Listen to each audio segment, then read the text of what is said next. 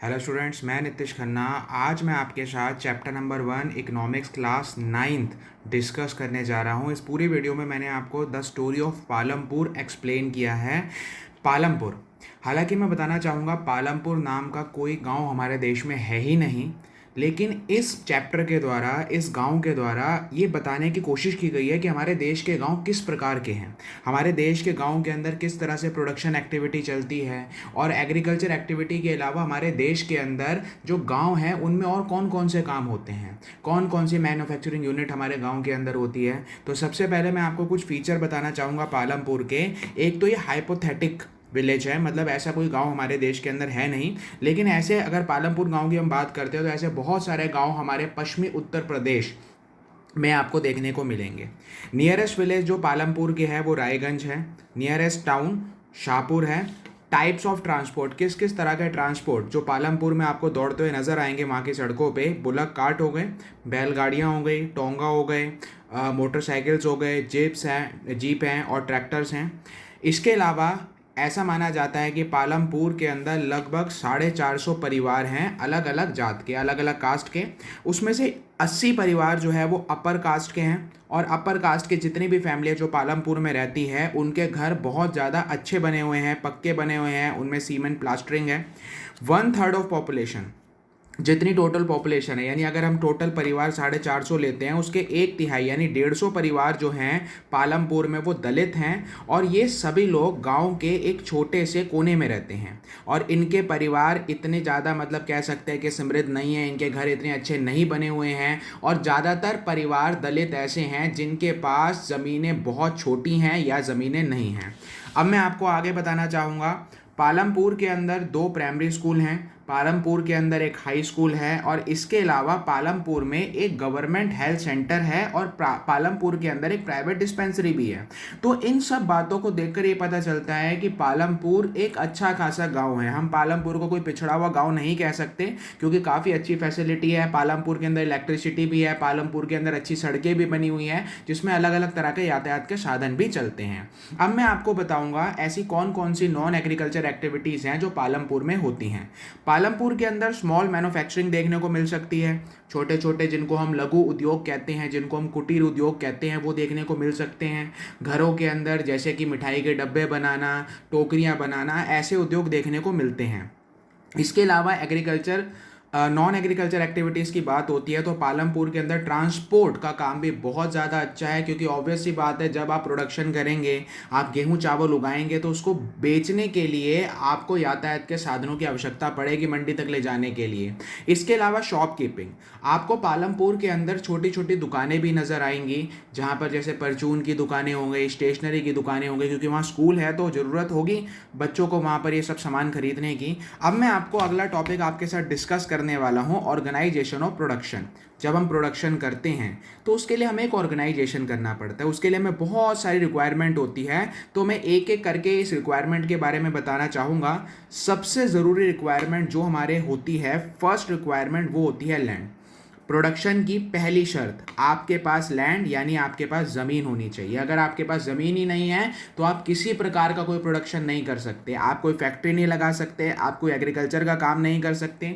दूसरी requirement labour की होती है, श्रम की होती है। प्रोडक्शन की बहुत बड़ी शर्त लेबर होती है। अगर आपके पास लेबर नहीं है तो आप अपनी प्रोडक्शन एक्टिविटी को पूरा नहीं कर सकते। तीसरी रिक्वायरमेंट होती है फिजिकल कैपिटल, और फिजिकल कैपिटल भी 2 हिस्सों में बटी हुई है। इसमें एक होती है फिक्स कैपिटल। फिक्स कैपिटल के अंदर आपका टूल्स आ जाएगा, मशीन्स आ जाएगा, बिल्डिंग्स आ जाएगा। फिक्स कैपिटल आमतौर पे हम उन कैपिटल्स को कहते हैं जो लंबे समय तक चेंज नहीं होती है। अब जैसे मान लीजिए मेरे पास कोई बिल्डिंग है तो लंबे समय तक वो बिल्डिंग उतनी ही रहेगी, वो कम या ज़्यादा नहीं होगी, मेरे टूल्स बड़े नहीं हो जाएंगे, मशीनें छोटी नहीं हो जाती, इसलिए इनको फिक्स कैपिटल कहा जाता है। जबकि जो दूसरे प्रकार के हमारे फिजिकल कैपिटल होती है उसको हम वर्किंग कैपिटल कहते हैं। वर्किंग कैपिटल के अंदर हमारे रॉ मटेरियल्स आते हैं और मनी आती है। ऑब्वियस सी बात है, आज जितना पैसा प्रोडक्शन के लिए मेरे पास पड़ा है ज़रूरी नहीं होगा कि कल भी वो उतना रहेगा, वो फ्लेक्सिबल होगा, वो कम ज़्यादा होता रहेगा, इसलिए हम इसको वर्किंग कैपिटल कहते हैं। जबकि फिक्स कैपिटल फिक्स रहती है, इस वजह से इनको फिक्स माना जाता है, और वर्किंग कैपिटल कम ज़्यादा होती रहती है। रॉ मटेरियल कभी कम होगा फैक्ट्री के अंदर, कभी ज़्यादा होगा। इसके अलावा जो चौथी सबसे बड़ी रिक्वायरमेंट एक प्रोडक्शन के लिए होती है वो होती है ह्यूमन कैपिटल। जैसे कि आपको पता है हमारे पास ये पिछली तीनों शर्तें हैं, लेकिन अगर हमारे पास ह्यूमन कैपिटल नहीं है, ह्यूमन कैपिटल का मतलब होता है एक ह्यूमन बीइंग की नॉलेज, एक ह्यूमन बीइंग का स्किल, अगर वो हमारे पास नहीं है तो हम किसी प्रकार की प्रोडक्शन नहीं कर सकते। सपोज करिए मैंने एक शर्ट बनाने की फैक्ट्री लगा दी, मेरे पास लैंड भी है, मेरे पास लेबर भी है, मेरे पास फिक्स कैपिटल भी है, मेरे पास वर्किंग कैपिटल भी है, लेकिन मेरे को यही ज्ञान नहीं है कि मुझे शर्ट बनानी कैसे है, तो वो मेरी प्रोडक्शन कैसे हो पाएगी। हालांकि फोर्थ रिक्वायरमेंट जो कैपिटल ह्यूमन कैपिटल है, इसके बारे में हम अगले चैप्टर में आपको डिस्कस करेंगे, तो ज़्यादा मैं अभी आपको नहीं बताने वाला। आगे मैं अब आपको बताऊंगा फार्मिंग इन पालमपुर। पालमपुर में फार्मिंग किस प्रकार की होती है और कौन कौन से फीचर इसके अंदर डिस्कस किए गए हैं। सबसे पहली बात, पालमपुर में लैंड फिक्स्ड है।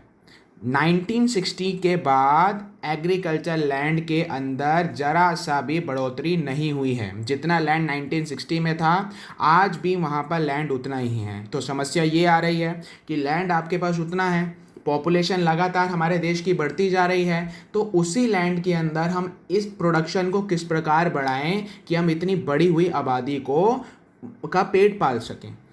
दूसरी बात, is there is a way we can grow more from the same land. ये बहुत बड़ा सवाल है। अगर हमारे पास ज़मीन सेम है, हमारे पास ज़मीन के अंदर 1% भी बढ़ोतरी नहीं हो रही, तो हमें ऐसे कौन से तरीके अपनाने चाहिए कि हम प्रोडक्शन बढ़ा पाएँ। और आज के टाइम पे ऐसा हुआ है। अगर मैं क्रॉप पैटर्न की बात करता हूँ तो हमारे देश के अंदर 2 क्रॉपिंग पैटर्न होते हैं। जैसे खरीफ क्रॉप्स हो गई, खरीफ क्रॉप्स में आमतौर पे वो फसलें उगाई जाती हैं जिनको भरपूर मात्रा में पानी की आवश्यकता होती है। जैसे चावल की खेती हो गई जिसको रेनी सीजन में उगाया जाता है, रबी क्रॉप्स हो गई जिसको विंटर सीजन में उगाया जाता है। लेकिन पालमपुर के अंदर अक्टूबर से दिसंबर के बीच में आलू का उत्पादन भी किया जाता है, क्योंकि आलू भी एक बड़े पैमाने पर हमारे भोजन का हिस्सा है। आज अगर हम बात करें तो हमने ये देखा है कि 1970 के बाद में हमारे देश के अंदर ग्रीन रेवोल्यूशन आया, हरित क्रांति आई।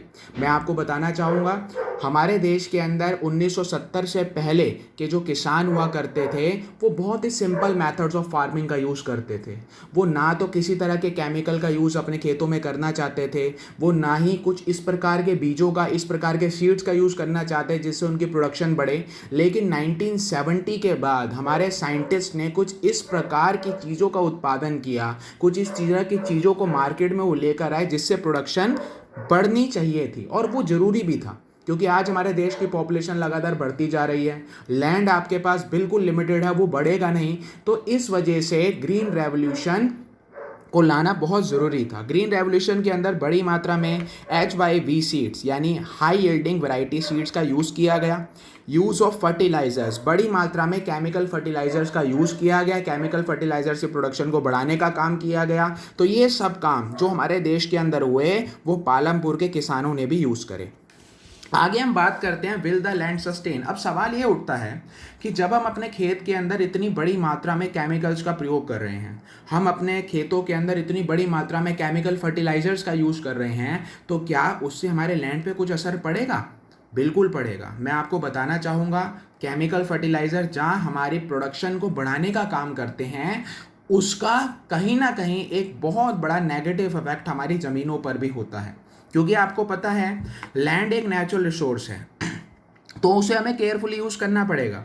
कई सारी ऐसी साइंटिफिक रिपोर्ट है जो इस बात को बता रही है, इस बात का गवाह रही है कि मॉडर्न फार्मिंग मेथड्स का यूज़ होने की वजह से जो हमारे नेचुरल रिसोर्सेज हैं उन पर असर देखने को मिला है। ये भी कहा गया है कि ग्रीन रेवोल्यूशन के आने से बहुत ज़्यादा सॉइल फर्टिलिटी कम हुई है। सॉइल फर्टिलिटी मतलब जो ज़मीन की उर्वरा शक्ति है वो बड़ी मात्रा में कम हुई है, और उसका सबसे बड़ा कारण केमिकल फर्टिलाइज़र्स का बहुत ज़्यादा यूज़ करना है। अब हमारे आगे समस्या ये है कि अगर हम केमिकल फर्टिलाइज़र्स का यूज़ नहीं करते हैं तो हम प्रोडक्शन उतनी नहीं कर पाते कि हम अपने देश के प्रत्येक नागरिक को भोजन उपलब्ध करा पाएँ। और अगर हम केमिकल फर्टिलाइज़र्स का यूज़ करते हैं बड़ी मात्रा में तो उससे हमारी सॉइल की फर्टिलिटी 2-4 साल बाद कम होनी शुरू हो जाती है। तो किसानों ने ये कोशिश की जाती है किसानों के द्वारा कि वो केमिकल फर्टिलाइज़र्स का तो यूज़ करें, लेकिन साथ साथ जो नेचुरल मैन्योर्स होते हैं उनको भी यूज़ में लाएं। आगे मैं आपको बताऊंगा land distribution in Palampur. Palampur जो हमारे देश का एक गांव है उसके अंदर लैंड डिस्ट्रीब्यूशन किस प्रकार का है। ऐसा माना जाता है कि जो 150 परिवार जो कि दलित परिवार है पालमपुर के अंदर, उनके पास अपनी कोई ज़मीनें नहीं हैं कल्टीवेशन की, और ये लोग दूसरों के खेतों पर एज आ फार्म लेबर काम करते हैं। 240 परिवार पालमपुर के ऐसे हैं जिनके पास छोटे लैंड हैं जो लगभग 2 हेक्टेयर से भी कम के हैं, और 60 परिवार जो बड़े किसान हैं, जो अमीर किसान हैं, उनके पास 2 हेक्टेयर से ज़्यादा की ज़मीनें हैं। आगे हम बात करते हैं who will provide labour. Palampur में लेबर कौन प्रोवाइड करता है। जैसे कि आपको पता है कि पालमपुर के अंदर बहुत बड़े ऐसे परिवार हैं, ऐसे परिवारों की संख्या बहुत ज़्यादा है जिनके पास अपनी ज़मीनें नहीं होती हैं। तो यही लोग एज अ फार्म लेबर दूसरे बड़े किसानों के खेतों पर काम करते हैं। आमतौर पे वहाँ पर बहुत ज़्यादा कंपटीशन देखने को मिलता है काम का लेबर के बीच में। उसका कारण ये है कि हमारे देश की पॉपुलेशन बहुत ज़्यादा है। हमारे देश के अंदर लेबर की पॉपुलेशन बहुत ज़्यादा है और रिसोर्सेज बहुत ज़्यादा लिमिटेड हैं। इस वजह से पालमपुर के अंदर ये भी देखा गया है कि जो डेली वेज, जो दैनिक दिहाड़ी जो सरकार द्वारा बनाई गई है, तय की गई है, उससे भी कम पैसे में पालमपुर के लेबर काम करने को तैयार हो जाते हैं, क्योंकि उनको इस बात का डर रहता है, उनको इस बात का खौफ रहता है कि अगर मैं इस दिहाड़ी पे काम नहीं करूंगा, इस डेली वेज पे काम नहीं करूंगा, तो मेरे स्थान पर कोई दूसरा व्यक्ति काम करने को तैयार हो जाएगा। आगे हम यहाँ पर बात करते हैं कैपिटल नीडेड इन फार्मिंग। जैसे कि आपको पता है कि जब भी हम किसी प्रोडक्शन का काम करते हैं, एग्रीकल्चर का काम करते हैं, फार्मिंग में हम, तो उसके लिए हमें बहुत ज़्यादा कैपिटल की ज़रूरत होती है, बहुत ज़्यादा पैसों की ज़रूरत होती है। अब बात ये होती है, सवाल ये उठता है कि जो किसान हैं ये अपनी खेती बाड़ी के लिए जो कैपिटल है इसको कहाँ से मैनेज करते हैं, कहाँ से का इंतज़ाम करते हैं। तो ज़्यादातर जो स्मॉल फार्मर्स होते हैं वो अपने कैपिटल की अरेंजमेंट करने के लिए पैसा उधार लेते हैं। इसके लिए या तो वो साहूकारों के पास जाते हैं या तो बड़े किसानों के पास जाते हैं, और कभी कभी यही लोग इसी वजह से डेब्ट ट्रैप यानी ऋण जाल में फंस जाते हैं। हालांकि हमारी सरकार इस चीज़ का बहुत ज़्यादा प्रयास कर रही है कि बैंकों की फैसिलिटी को गाँव तक बढ़ाया जाए, ताकि ये लोग जो ज़्यादा ब्याज दर में पैसा उधार लेते हैं साहूकारों से या बड़े ज़मींदारों से, वो ना लेकर ये लोग बैंकों से पैसा उधार लें। जबकि जो मीडियम और लार्ज फार्मर हैं उनकी पिछले साल की सेविंग ही इतनी ज़्यादा होती है कि उनको किसी तरीके से किसी से बोरो करने की कोई आवश्यकता नहीं होती है। आगे मैं आपको बताऊंगा सेल ऑफ सरप्लस। सरप्लस का मतलब क्या होता है। जब हम प्रोडक्शन करते हैं तो हम एक अनुमान लगाते हैं कि इस साल मेरे खेत के अंदर 100 किलो गेहूँ उगेगा या 150 किलो गेहूँ उगेगा, लेकिन अगर हम केमिकल फर्टिलाइजर्स का यूज़ कर रहे हैं, ग्रीन रेवोल्यूशन के बाद हमने ये देखा है कि बहुत ज़्यादा अनुमान से बढ़ोतरी हुई है। आज जहाँ मेरे खेत के अंदर पहले मैं 100 किलो गेहूँ उगा पाता था, अब मैं 200 किलो गेहूँ उगा रहा हूँ। तो जो 100 किलो एक्स्ट्रा मैंने उगाया वो मेरा सरप्लस है। उस सरप्लस को किसान आमतौर पर मंडी में बेचकर पैसा कमाते हैं। किसी भी पालमपुर के अगर गांव की हम बात करते हैं तो यहाँ पर जो छोटे किसान होते हैं वो अपने वीट और चावल का जो भी हिस्सा उन्होंने उगाया होता है उसको वो पहले अपने परिवार के लिए लगते हैं कि पूरे साल की उनकी खपत कितनी है। उसके बाद जो बचा हुआ हिस्सा होता है वो उसको सेल करते हैं। जबकि जो बड़े किसान होते हैं, जो लार्ज फार्मर्स होते हैं या मीडियम फार्मर्स होते हैं, वो इस सरप्लस से अपनी अर्निंग कमाते हैं। जैसे कि अगर हम उदाहरण लें तो ऐसे बहुत सारे बड़े बड़े किसान हैं जिनके पास इतना ज़्यादा सरप्लस होता है कि वो सरप्लस के द्वारा इतना पैसा कमा लेते हैं कि वो अपने कैपिटल्स को बढ़ा सकते हैं, अपनी सेविंग्स को बढ़ा सकते हैं। कौन कौन सी नॉन फार्मिंग एक्टिविटी जो पालमपुर के अंदर होती है। पालमपुर के अंदर अगर हम बात करें तो वहाँ पर डेयरी का काम किया जाता है। जैसे कि आपको पता है कि किसान अपने पास कई तरह के दूध देने वाले जानवरों को भी रखते हैं, जिससे दूध का उत्पादन होता है, बहुत सारे मिल्क प्रोडक्ट्स का उत्पादन होता है और उनको मार्केट के अंदर बेचा जाता है। इसके अंदर स्मॉल स्केल मैन्युफैक्चरिंग, जिसके बारे में मैंने आपको चैप्टर के इंट्रोडक्शन में भी बताया था, बहुत छोटे छोटी फैक्ट्रीज, घरों के अंदर चलने वाले छोटे छोटे लघु कुटीर उद्योग जो हैं वो आपको पालमपुर में देखने को मिलेंगे। शॉपकीपर इन पालमपुर, पालमपुर में आपको दुकानदार नज़र आएंगे जो रोज़मर्रा का सामान बेचते हैं, ज़रूरत की चीज़ों को बेचते हैं। और इसके अलावा ट्रांसपोर्ट जो एक बहुत तेज़ी से डेवलप्ड होने वाला सेक्टर है पालमपुर का। तो स्टूडेंट्स, क्लास 9 के economics chapter 1 the story of Palampur का एक इंट्रोडक्शन, एक एक्सप्लेनेशन मैंने आपको दिया। उम्मीद करता हूँ आपको एक्सप्लेनेशन समझ आया होगा। आगे के वीडियोस में मैं आपको इकोनॉमिक्स के और एसएसटी के आगे के चैप्टर के एक्सप्लेनेशन दूंगा। Thank you.